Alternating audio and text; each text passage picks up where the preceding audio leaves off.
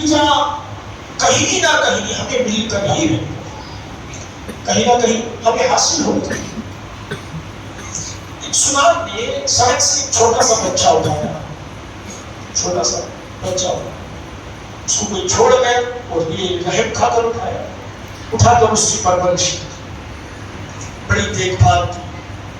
سنا تھا بچہ نوجوان ہوتا گیا, جوان ہوا, 22 سال کا جب ہوا تو کبھی باپ کاروبار سنبھالتا, کبھی یہ کاروبار سنبھالتا, کبھی یہ دکان پہ رہ جاتا, کبھی وہ دکان پہ رہ جاتا, کھانے کی ضرورت پڑتی تو یہ چلا جاتا, اس کو کھانے کی ضرورت پڑتی وہ گھر چلا جاتا, کاروبار سنبھالتا.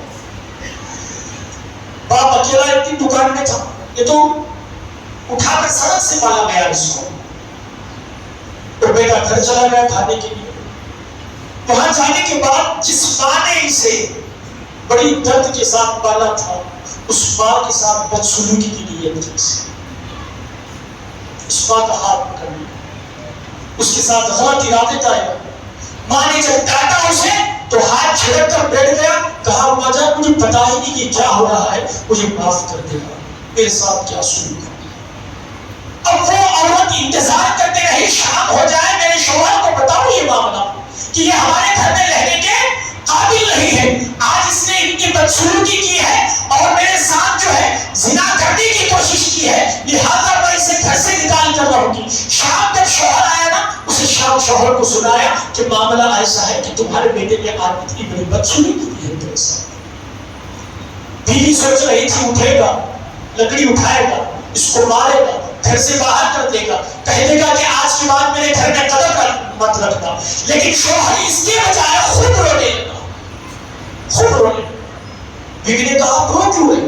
کہا رو اس لیے رہا ہوں, آج میں نے بھی اپنے دکان پر ایک عورت آئی تھی, غلط نیت کے ساتھ اس کا ہاتھ پکڑ لیا. اس کے ہاتھ میں کنگن پہنانے کے لیے, جب اس کو کنگن پہنا رہا تھا, غلط نیت میری پیدا ہو گئی, زنا کی نیت پیدا ہو گئی. اس وجہ سے اللہ نے یہ معاملہ میری بیوی کے ساتھ کیا.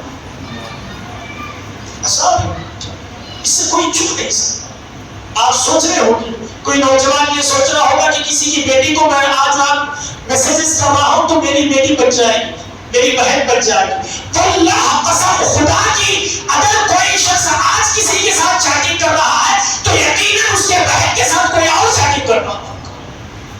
یقیناً بڑا ہونے کے بعد اس کی بیٹی کے ساتھ وہی سلوک کیا جائے گا. اس سے کوئی بچ نہیں سکتا. آج ہماری نگاہیں کسی غیر کی بچی پر غلط ہو رہی ہے تو کل کو ہماری بہن پر, ہماری بیوی پر بھی کوئی غلط نگاہ ڈالنے والا ہوگا. ہم یہ سوچ رہے ہیں ہم شادی شدہ ہیں اور کسی عورت کے ساتھ تعلقات ہمارے پر پڑے ہوئے ہیں تو یہ سوچ رہے ہیں کہ بچے ہوئے نہیں, ہماری عورت نے بھی کہیں نگاہیں ڈال رکھی. عذاب ہے یہ عذاب ہے, اس میں مبتلا کیا گیا ہے اور انسان سمجھ نہیں پا رہا ہے, اس کو تعویذات تلاش کرنے کی کوشش کر رہا ہے. نہیں, قسم خدا کی پلٹ کر اپنے زندگی کے صفحات دیکھو, کہاں خدا کی نافرمانی کی ہے. جب وہ خدا کی نافرمانی دور ہوگی تو تکلیف بھی دور ہو جائے گی, پریشانی دور ہوگی. وہ عذاب جو ہمیں نازل ہوا ہے, کہیں نہ کہیں اپنے خدا کی نافرمانی کی. چھوٹ کا مطلب یہ نہ سمجھو, فرعون کو بھی چھوٹ دی گئی تھی, فرعون کو بھی چھوٹ دی گئی تھی, ٹڈیاں چھوڑی گئی بات, نمرود کو بھی چھوٹ دی گئی تھی, اس کا مچھر چھوڑ دی گئی, مچھر چھوڑ. بڑے عیش و عشرت میں تخت پر بیٹھ کر یہ سوچتا تھا کہ مجھے کوئی ہٹا نہیں سکتا, ہلا نہیں سکتا, مجھے کوئی مار نہیں سکتا. مچھر نے مار دیا, مچھر نے مار. اس کی کرتوتیں کوئی کام آئے, نیک اعمال وہ اس دنیا میں بھی کام آئے گی, سب سے بڑی تنہائی میں بھی کام آئے گی. اور انسان کی سب سے بڑی تنہائی قبر کی تنہائی, جہاں کوئی کام نہیں آئے گا. بیٹے کو باپ دفنا کر چلا جائے گا, باپ کو بیٹا دفنا کر چلا جائے گا, بیٹی کو باپ دفنا کر چلے جائے گا, بیٹی صرف جنازہ اٹھتے ہوئے باپ کا جنازہ دیکھ کر روتی رہ جائے گی, لیکن قبر تک نہیں جا پائے گی. اس تنہائی میں کوئی بیٹا اندر باپ کے ساتھ لیٹنے کو تیار نہیں ہوگا, کوئی باپ بیٹے کے ساتھ لیٹنے کو تیار نہیں ہوگا. ساری محبتیں اصلاح ہو جائیں, ساری محبتیں دور ہو جائیں. اور رات میں باپ کے ساتھ لیٹتا تھا, اپنے کندھے اس کے جو ہے سینے پر سر رکھ کر اب مرنے کے بعد یہ نہیں کہے گا کہ میں بھی قبر میں اس کی سینے پر سر رکھ کر لیٹ جاؤں مجھے بھی مٹی ڈال دو. کوئی کام نہیں آئے گا. وہاں کوئی اس تنہائی میں اگر یہاں اس زندگی میں رہ کر نیک اعمال کی تیاری ہو گئی تو پھر اس تنہائی میں خدا بھی کام آئے گی, مصطفیٰ بھی کام آئے گا.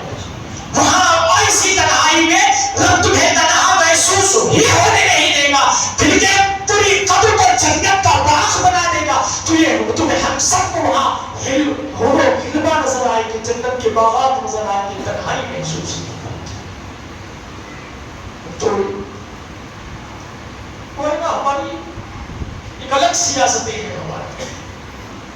یہ آج دو شکل کی نظر اور دو شکل کی ہم لوگ, عوام کے سامنے الگ, تنہائی میں الگ. اگر یہ ہماری جو پوشیدہ رازیں ہیں نا وہ باہر آ جائے تو پھر قوم تباہ و برباد کر دے. یہ اللہ کا احسان ہے کہ ہماری برائیوں کو اللہ نے پردہ ڈال کر چھپا رکھا ہے.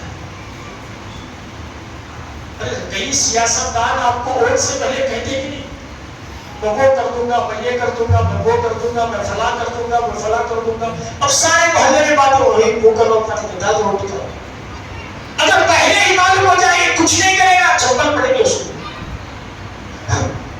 وہ جو معلوم نہیں نا اس لیے نعرے لگ رہے ہیں, ووٹ سے پہلے معلوم نہیں, جتانے سے پہلے معلوم نہیں ہے یہ کچھ نہیں کرنے والا ہے, اس لیے نعرے لگ رہے ہیں, اس کے پیچھے پیچھے گاڑیوں کے پیچھے دوڑ رہے ہیں, اس کے ہر جگہ صدائیں بلند ہو جائے. اگر معلوم ہوتا کہ کچھ نہیں کرنے والا تبھی چمٹے پڑ جاتے اس پر.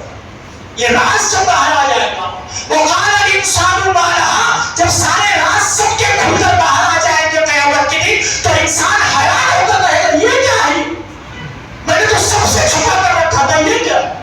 دعا کرو کہ رب ہمارے جس طرح دنیا میں چھپایا آخرت میں بھی چھپا رکھے, عیبوں کو چھپا رکھے ہمارے, زندگی اس طرح بسر کرے مسلمانوں. ہماری تنہائی بھی اچھی ہو, ہماری جو ہے لوگوں کے ساتھ جب بیٹھے تب بھی ہماری زندگی اچھی ہو. یہ پیروکار جب چلے گا, یہ زندگی کا اصول, یہ طریقہ جب اپنائیں گے تب ہمیں جا کر زندگی میں ہر طرف سکون اور اطمینان اور چین نظر آئے گا. اور اگر یہ ترک کر دیا, دوسروں کی بچیوں کی نگاہیں, دوسروں کے ساتھ بات کرنے کا سلیقہ اور طریقہ نہیں, تو کہیں نہ کہیں ایسا ہے. وہ کہتے نہ باپ بیمار ہو گئے, بڑھاپا ہے, لوگوں کو احساس تک نہیں ہوتا, باپ بوڑھا ہو جاتا ہے, چھوٹے سے کام کر رہا ہے, بوڑھا ہو گیا تب بھی کام کر رہا ہے. بیٹے کو ایک دن احساس نہیں ہوا کہ کم سے کم اب تو بٹھا دو اس کو, ساری زندگی کام کر رہا ہے, اب تو سکون سے بیٹھ جائے, میں کھلاؤں اس کو, اس کے ساری زندگی مجھے کھلایا. دیکھ نہیں رہے آپ, ہر جگہ یہی ماحول ہے. باپ بوڑھا ہو جاتا ہے تب بھی کام کرنا پڑتا ہے اس کو.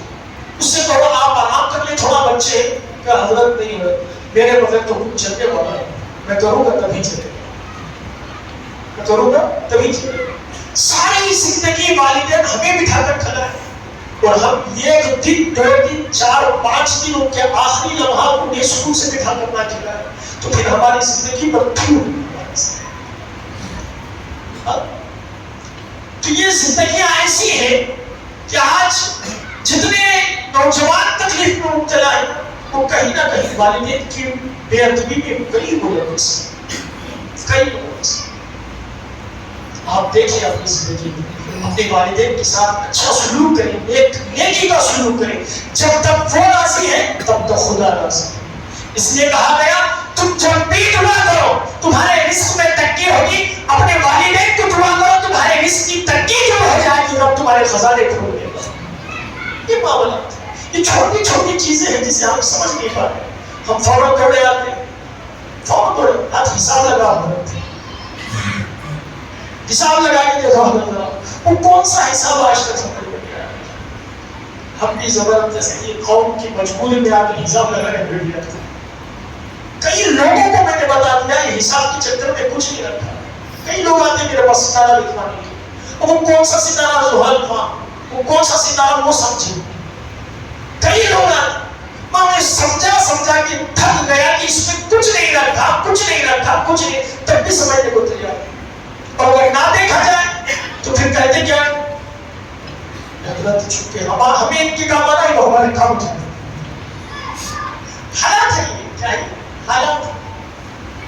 حساب لگانے کا ہے۔ حساب کیا لگانا؟ حساب یہ لگاؤ ہر انسان اپنی زندگی کا حساب لگا، صبح سے شام تک گزارنے کے بعد بستر پر جو لیٹے نا، تب صبح سے شام تک کا حساب لگائے کہ کتنی نیکیاں کی ہے، کتنے برے اعمال کی، یہ حساب لگا۔ سب سے بڑا حساب تو یہ حساب ہے۔ من عرف نفسہ فقد عرف ربہ، جس نے نفس کو پہچانا اس نے رب کو پہچانا، اور جو اپنے نفس کو نہیں پہچان رہا ہے، جو اپنے نفس کا حساب نہیں لگا رہا، اسے خدا کا پتہ کیا ملے گا؟ اپنے نفس کا حساب لگائے، ہم نے کیا کیا پورے دن میں، کیا کون سا نیک عمل کیا ہے، کون سی بدعمالیوں پر ہمارا قدم گیا ہے، یہ حساب مکمل ہو جائے گا، پھر زندگی کا حساب مکمل ہو جائے گا۔ بس اللہ تبارک و تعالیٰ ہم سب کو جو ہے نیک اعمال کی توفیق عطا فرمائے۔ سب سے پہلے تو مجھے اس پر عمل کرنے کے اللہ طاقت و قوت عطا فرمائے، تمام احباب کو اس پر توفیق عطا فرمائے۔ اللہ ہمارے والدین کے جملہ گناہ صغائر و کبائر کو معاف فرمائے۔ وآخر دعوانا الحمدللہ۔